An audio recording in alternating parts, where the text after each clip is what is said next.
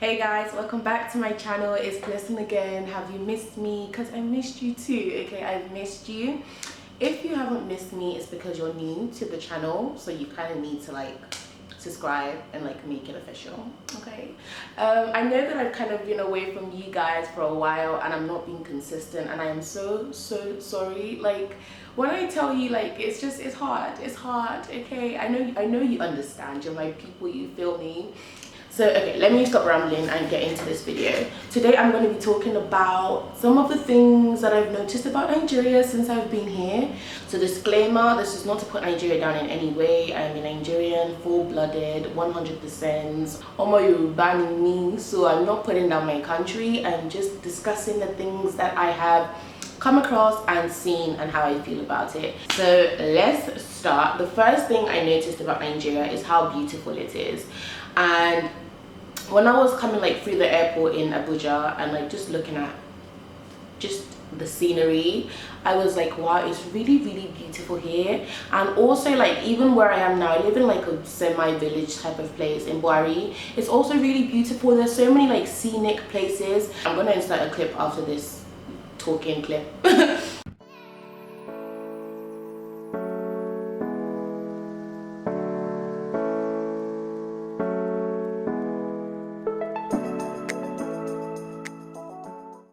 So much land and space and freedom, and if you're used to seeing lots of buildings and industrial situations, suddenly seeing space and hills, especially in Abuja, there's so many hills, mountains.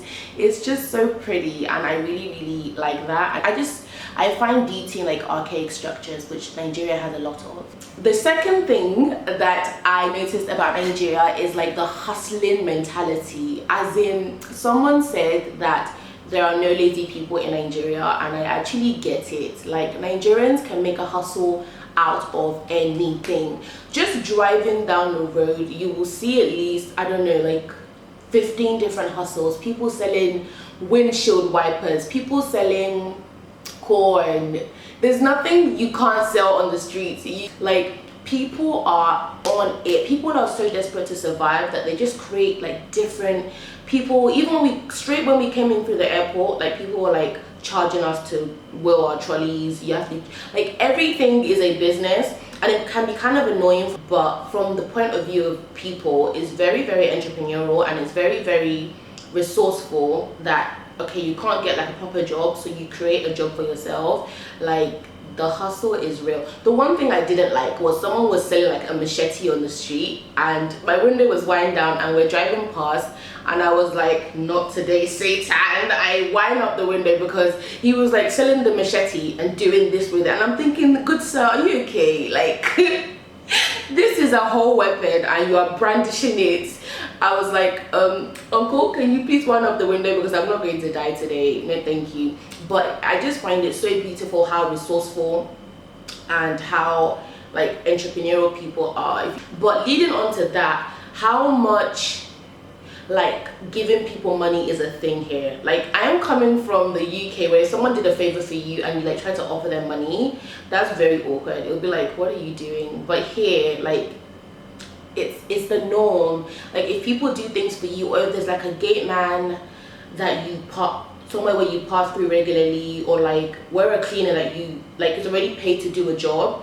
When people that do things for you, you're supposed to kind of give them a little something to I don't know, you're just supposed to give them a little something. But I just find the idea so awkward, and I'll just keep asking people how much am I supposed to give them?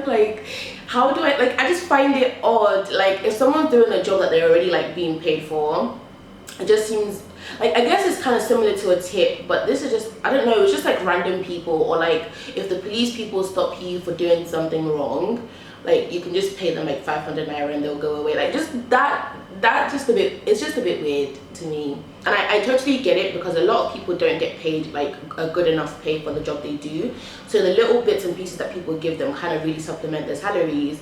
So I get it, and I'm trying to give back to the economy, but it's something that's a bit strange to me, if that makes sense. People like a gate man, for example, you wouldn't think, oh, I have to tip him. I mean, you don't have to. It's not forced and it's not mandatory, but it's just what's done, and it'll just, I don't know, sharp. the NEPA debacle. So basically, like, before I came to Nigeria, like, I knew NEPA was an issue. I knew about like people not having light, but I've realized a lot more since I've been here. So since I've been in Nigeria, I've been in Abuja, I've been in Ibadan, I've been in the village, I've been in Ilorin, and I've been in the village in Abuja, and each of those places has a completely different light system. So I thought, like, I don't know why, but I thought like the light was like a national thing. So wherever there's light somewhere, there'll be light somewhere else. That's what I thought before I came. Then I realized when I first lived in Abuja, like central Abuja, he had light almost like all the time, like almost all the time. And if they took light, they'll take like 5 to 10 minutes, but then they'd bring it back. Then I went to Ibadan, and that one we barely had light. It was a straw go. There was one night there was no light. I couldn't sleep. I kid you not, because I couldn't put on the fan. I was boiling. I was like, I want to go back to the. I hated it. I was livid. I was not having fun. I was not having the time of my life. I hated it. Then we left Ibadan, we went to Ilorin. The light there was also not great, but they put on the gem for us, so we didn't really feel it. And then we went to like the village, and there was just no light, like, you know, light miss. Now I'm in Buhari. The light also isn't like, it's not great. You don't get it regularly. When you get it, you don't get it for too long. So I was just kind of like, wow. So like, how come in one place you're able to have light, like, I don't know, maybe like 22 hours a day, and in another place you're not able to have light at all, apart from maybe like 30 minutes every few days. Like, it just doesn't make, I don't get why it's like so mismatched. Like, if you know, let me know down below, like comment if there's a reason for that. But who is controlling these lights? Because there was one time in Ibadan was the worst one, because there was a point where like they brought light only at night for some weird reason. We're sleeping. Why are you giving us light in the night? I don't get it. And they'll bring like 10 minutes and take it. And I'm just like, what's the point? Why are you teasing us? If you're not going to give us light, don't give us light. But what is this 10 minutes and then wait till the night? Just shambles. So I didn't like the fact that it was like not consistent all over the place. And I guess the thing is, you kind of get used to it. So now, like where I am, we have a generator schedule, so I know when I'm going to have light, so I kind of just plan my life around it. So if I want to do things that include light, I do it in the times when the generator is on, and I charge my phones, I charge my laptop, all that stuff. And whatever doesn't need light, I do in the other time. So like you get used to it pretty quickly, but it's just very annoying. Another thing, the driving is mad. The driving is mad. I have witnessed one too many accidents that I needed to witness. When I first got to Abuja, especially in the first, like, I want to say 2-3 weeks, I saw like 3 accidents, and I'm just like, I understand why. Like, this accident is very, very understandable, because the driving is madness. Initially I thought like maybe I could like drive here, then I saw the way they drove and I was like, oh, so no, because I don't get the aggression. Traffic lights are like a suggestion as opposed to a rule. There's no such thing as like lane discipline. But here you're in one lane 1 second, in the next lane another. There's no lane discipline, just shouting at each other. When I was in the UK, I barely heard the horn used. Like, if you're using your horn, there was an issue. Like, there was a reason why you're using your horn. Here, the horn is just the most important part of the car. It's so vital, and it's used so generously. You just tune it out. I even stopped hearing like the horns, because it's just all the time. It's blaring, people shouting at each other. It's just a whole mess. There's just really no need. There's honestly no need. Why can we not drive calmly? No, the driving is mad. And when I saw the way they drove, I was like, yeah, I don't think I want to be a part of this. That being said, so like roads.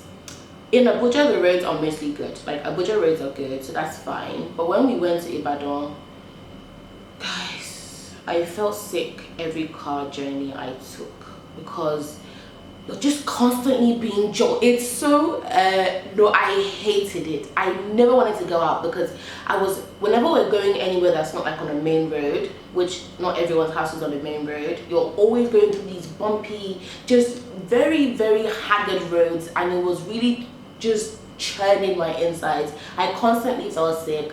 I hated it. I was constantly being jolted. I just took to sleeping in the car because I'm not going to be destroyed by the time I get to I just didn't get it. When I'm saying the roads are bad, I'm not saying like it's a normal road that's bad. It's like an unpaved road. It's not paved, so obviously it's bad.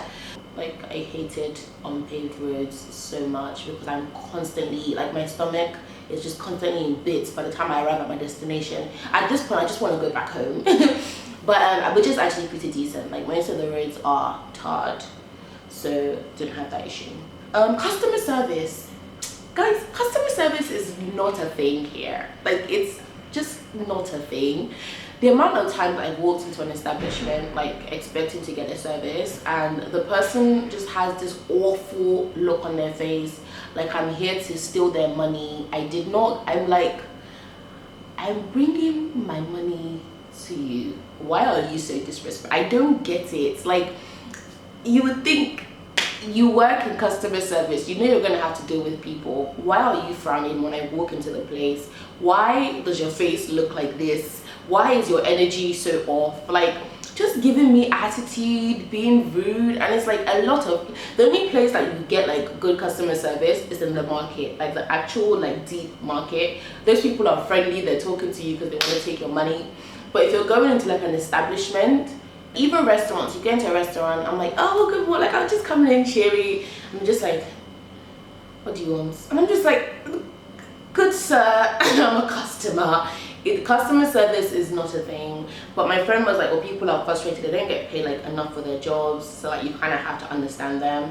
And I'm like, I kind of get it, but like you can't, I don't know. I shall spent my money there, so it's not taking away their customers.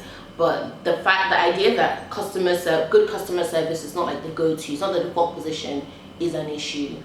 Bathrooms and toilets are just not like ever aesthetically pleasing, unless it's a place that deliberately like takes its time to try and make sure that its bathroom is on point. Generally speaking, most toilets or bathrooms I see are awful, and it's just like a general thing. And bathrooms are so important. Your toilet is so important. That's all I have to say. And like, no tissue, it's just sad. And also, like the whole like pricing thing, you have to be on your pricing game, because someone will actually sell you something for 1,000 that they sold to someone else for 50 naira. Like, it's actually that deep. And if the minute you have an accent, just know they've added or at least tripled the price of whatever you want to buy. So you have to be ready to price, and you have to be ready to price everything. Like, everything is priceable. I want to say unless like there's a label that says a specific price, but I feel like even then, if you're a hardcore pricer, you could even price that down. But sometimes I'm just tired. I'm just like, you know what, I'll just pay whatever you say, because I don't have the energy to be haggling everything. Like, going to the market is a sport. It's a whole sport. Like, you should get an award for being able to go from store to store haggling. And it's just wild, because two people can go to the exact same place, buy the exact same things, and one person could end up spending thousands of naira more than someone else, just because you took whatever they said at face value. Whatever the price anyone gives you for anything, just know that's like, it's been doubled. So you need to really now wear your regalia, wear your battle outfit, and then start haggling, because you're gonna get ripped off so badly. But the thing is, sometimes I feel like you just have to let them have it at maybe not the price that you could go down to, but a price you could, because a lot of these people, it's kind of their livelihood, and that maybe 50 naira or 100 naira difference actually makes a difference to them, whereas to you it might not be a big deal. So sometimes I'm just like, you know what, I know that you're scamming me, I know that this is not the price that somebody else would get this for, but at the end of the day, like 100 naira might not mean that much to me, but I know that it will go a long way for someone else's family. So you're just like, you know what, you have it, but I know you're scamming me, Sha. But yeah, those are the things I've seen or realized so far. Like I said before, it's not to put Nigeria down. Obviously there's a lot of work to be done, but on a whole, like I like the spirit, I like the energy, I like the resilience of the people, and I like the fact that despite like all the things that people could say is wrong with it, people are still happy, people are still thriving, people are still having the time of their lives. And I feel like it's a real positive for the country that it's so positive. You get? But yeah, let me know down below what you think of some of the things I've said. Have you ever experienced it if you've been to Nigeria? Do you think I'm wrong if you live here? Just comment down below and talk to me. Let me know if you want to see more videos about like my experience in Nigeria and how I find it.